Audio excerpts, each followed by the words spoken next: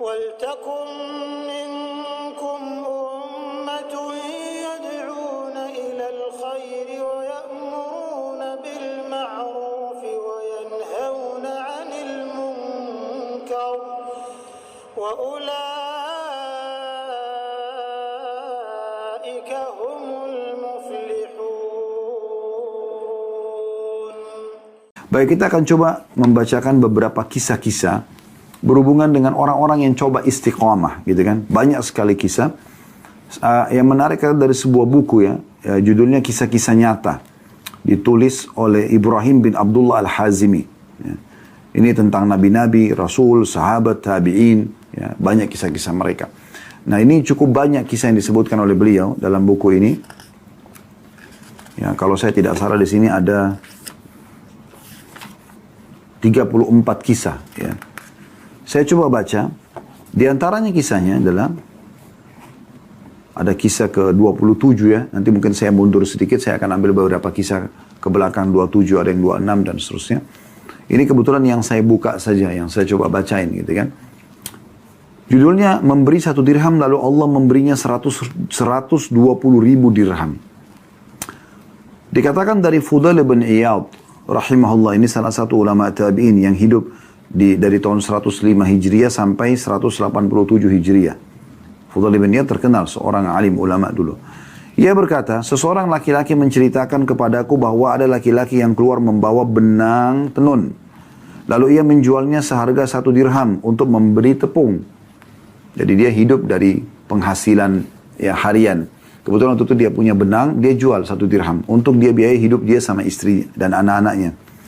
Lalu setelah menjual 1 dirham, dia melewati ada 2 orang yang sedang berkelahi, ribut, saling menjambak, ya, narik-narik rambut satu sama yang lain. Lalu orang yang punya 1 dirham ini bertanya, ada apa ini? Kenapa kalian berantem? Kenapa kalian berkelahi? Maka dikatakan kepadanya bahwa keduanya bertengkar karena uang 1 dirham, memperebutkan 1 dirham. Maka tanpa lama banyak berpikir, dia langsung memberikan 1 dirham yang dia miliki itu untuk menyelesaikan perkara mereka. Lalu ia pulang ke rumahnya, mendatangi istrinya, dan mengabarkan apa yang sedang terjadi. Istrinya juga salihah, bukan orang yang justru mengatakan, kenapa dikasih, saya sama anak-anak saja belum makan. Enggak. Istrinya cuma mencari barang apa lagi yang di rumah yang bisa dijual. Setelah dikasih ke suaminya, lalu laki-laki itu yang sebagai suami ini keluar lagi, dan coba menjualnya. Tapi barangnya tidak juga laku. Kemudian tiba-tiba ia berpapasan dengan seorang laki-laki yang membawa ikan yang menebar bau busuk. Orang itu berkata kepadanya, orang yang sedang jadi tokoh kita ini berkata kepada orang yang bawa ikan busuk itu, engkau membawa sesuatu yang tidak laku, dan aku juga membawa sesuatu yang tidak laku. Apakah engkau mau menukar ikan ini dengan barangku ini? Jadi tidak disebutkan barang apa yang dia bawa dari rumah, tapi dia ingin tukar. Padahal ini ikan busuk gitu.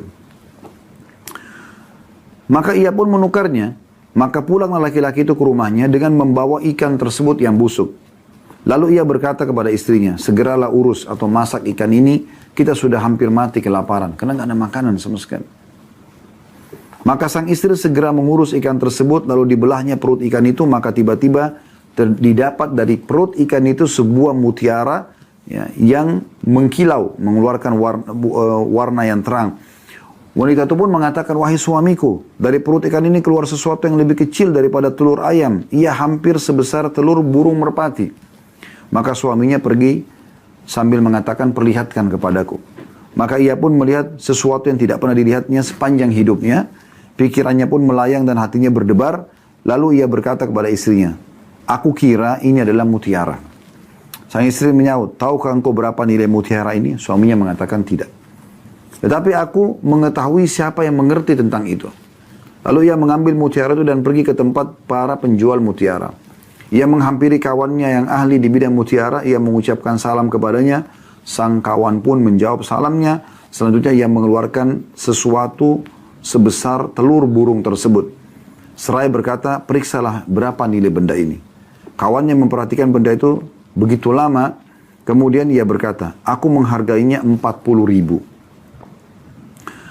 Jika anda mau, uang ini aku bayarkan kontan sekarang juga kepadamu. Tapi jika jika kamu menginginkan harga lebih tinggi, pergilah kepada si fulan, dia akan memberimu harga lebih tinggi dari aku. Maka ia pun pergi kepada orang yang ditunjuk oleh kawannya tadi, menunjukkan mutiara tadi.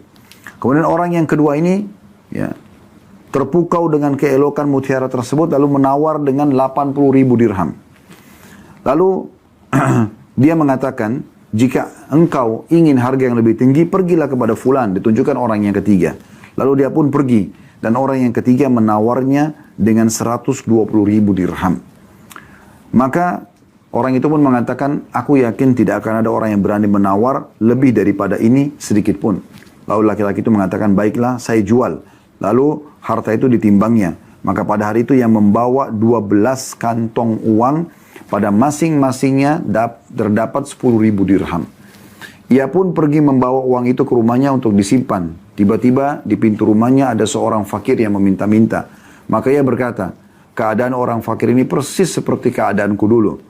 Dia mempersilakan orang fakir itu masuk, dan orang itu pun masuk. Ia berkata, ambillah separuh dari hartaku ini. Maka orang fakir itu mengambil 6 kantong uang yang dibawanya. Setelah agak jauh, ia kembali lagi seraya berkata, sebenarnya aku bukanlah orang miskin atau fakir. Aku diutus kepadamu oleh Allah subhanahu wa ta'ala yang telah mengganti 1 dirhammu dengan 20 kirat. Dan yang diberikannya kepadamu itu baru 1 kirat saja, dan dia menyimpankan untukmu 19 kirat lagi. Maksudnya, kisah ini memberikan gambaran kepada kita. Bagaimana pada saat seseorang itu yakin dengan perintah Allah subhanahu wa ta'ala. Dan dia yakin kalau dia bersedekah, dia istiqamah dengan itu, Allah SWT akan berikan balasan. Dia hanya bantu orang 1 dirham, Allah ganti dengan 120 dirham. Bahkan Allah uji lagi. Setelah menerima uang itu pun masih ada orang miskin yang minta. Dan dia tidak menahan diri. Dia masih membagi. Bahkan dia mengatakan sesungguhnya orang miskin ini telah tertimpa apa yang menimpa aku. Maka dia bagi 2 lagi harta yang dia dapatkan. Begitu mulianya hati orang seperti ini. Tapi ini tidak mungkin dirasakan kecuali oleh orang-orang yang istiqamah. Ya. Kemudian di kisah 26-nya, saya sedikit mundur. Beliau mengangkat hadis yang masyhur ini ya. Hadis ini diriwayatkan oleh Imam Muslim dan juga Imam Ahmad. Bahwasanya Nabi SAW menceritakan, ada seorang pria yang berjalan di padang pasir, tiba-tiba dia mendengar suara dari langit yang mengatakan, airilah kebun si fulan. Dia lagi jalan, dia dengar ada suara dari langit. Airilah kebun si fulan. Kemudian dia lihat ada awan yang berjalan menuju tempat tersebut. Lalu awan itu menumpahkan air hujan di sebuah area tanah yang penuh dengan batu hitam. Di sana ada sebuah aliran air yang menampung air tersebut. Pria itu terus mengikuti kemana air itu mengalir. Tiba-tiba dia melihat ada seseorang yang sedang berdiri di kebunnya sambil mendorong air itu dengan penyodoknya ke dalam kebunnya. Dia berkata, hai hamba Allah, siapa nama anda? Pemilik kebun itu menjawab, namaku fulan. Persis seperti nama yang didengar dari arah awan tadi. Pemilik kebun itu balik bertanya, hai hamba Allah, mengapa anda menanyakan namaku? Maka pria itu mengatakan, aku telah mendengar suara di awan yang menurunkan air ini. Suara itu mengatakan, airira kebunnya si fulan. Dan namamu disebutkan. Apa sebenarnya yang engkau lakukan dengan kebunmu ini? Maka pemilik kebun itu mengatakan, kalau itu yang engkau tanyakan, maka ketahuilah sesungguhnya aku biasa menghitung hasil yang didapat dari kebunku ini, lalu aku sedekahkan sepertiganya. Sepertiganya lalu aku makan bersama keluargaku, dan sepertiga yang terakhir aku kembalikan lagi ke kebunku untuk jadi modal usaha. Dalam riwayat lain, aku jadikan sepertiganya sebagai sedekah untuk orang-orang miskin, peminta-minta, dan ibnu sabil atau orang yang terputus jalan.